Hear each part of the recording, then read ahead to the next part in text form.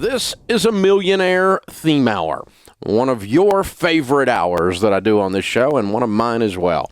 What's a Millionaire Theme Hour?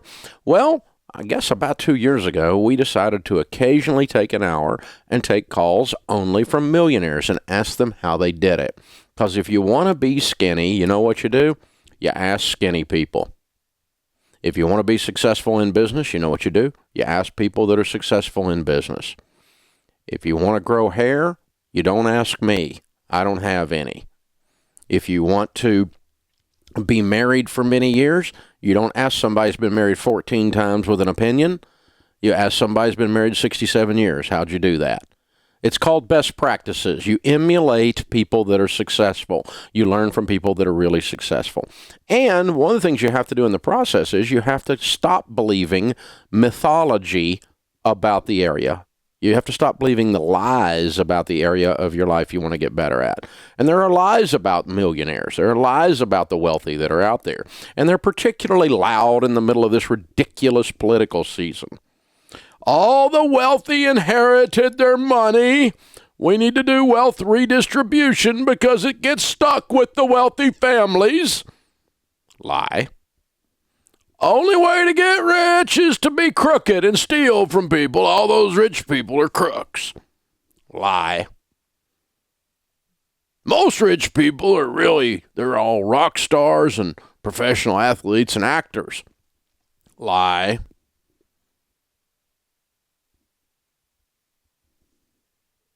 Rich people are all brilliant. I'm not that smart. Lie. See, very few have a 4.0. Less than 1% of America's millionaires are entertainers, athletes.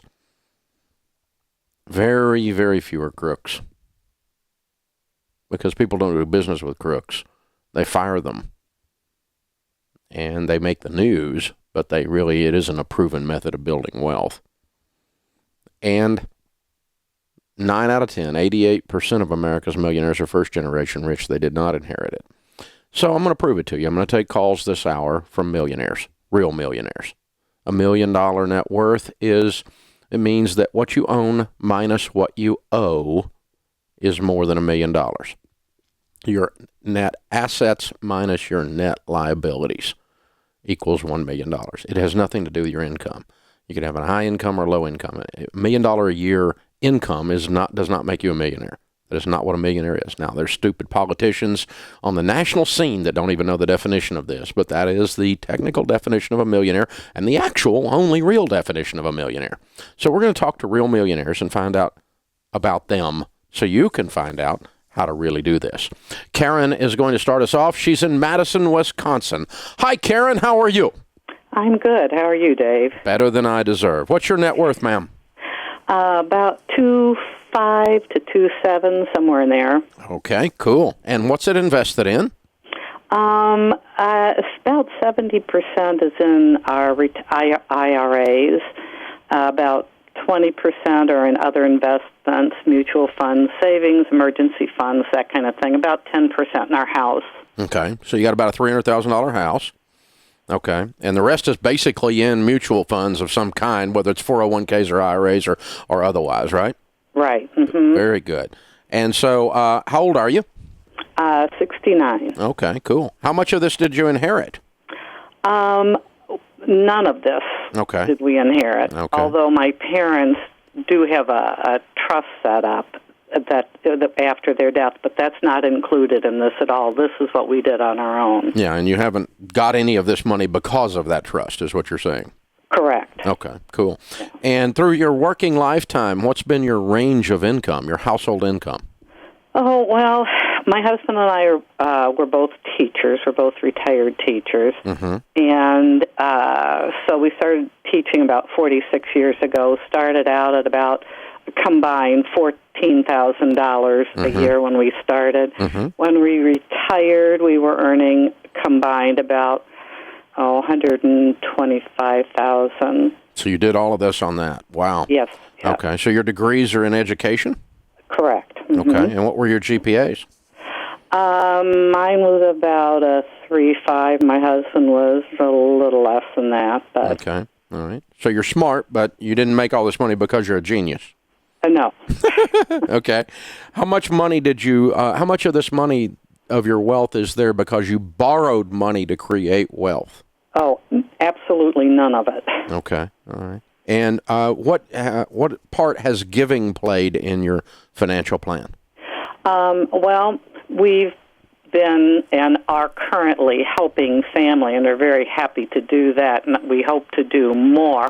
And once we kind of have that pretty well taken care of, we have plans. What we'd like to do is do some giving, like to education scholarships funds and so on, since we are teachers. So. Yeah, that would make sense, yeah. Yeah, cool. yeah. What's the most expensive pair of blue jeans you ever bought?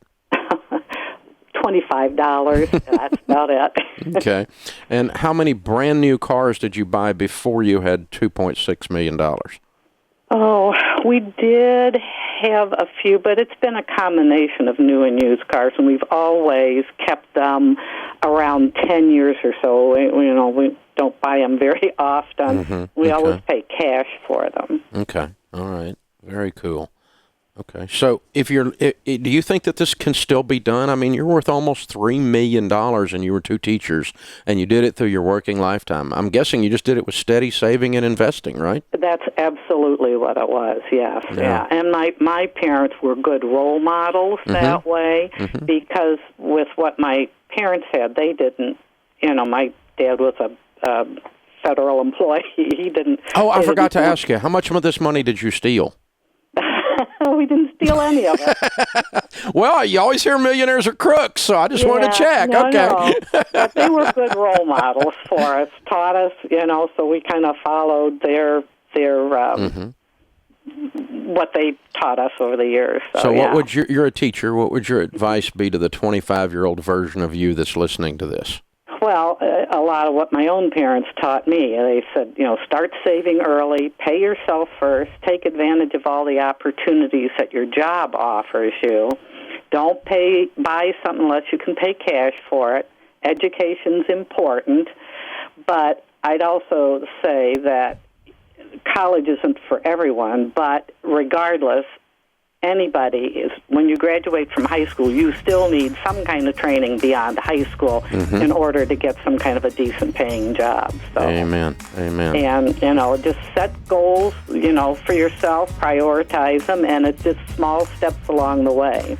There you go. That's how you do it right there. Karen just told you she's worth $2.6 million. Karen, you're a great American hero. You did it. You're a millionaire. Times 3. This is the Dave Ramsey Show. Hey guys, thanks for watching. If you enjoyed this video, click the subscribe button to get the latest content and check out these other great clips from the show. You can do this. That really is the message. Whether you've got $270,000 in student loan debt or $27,000, whether you've got a $50,000 income or a $500,000 income,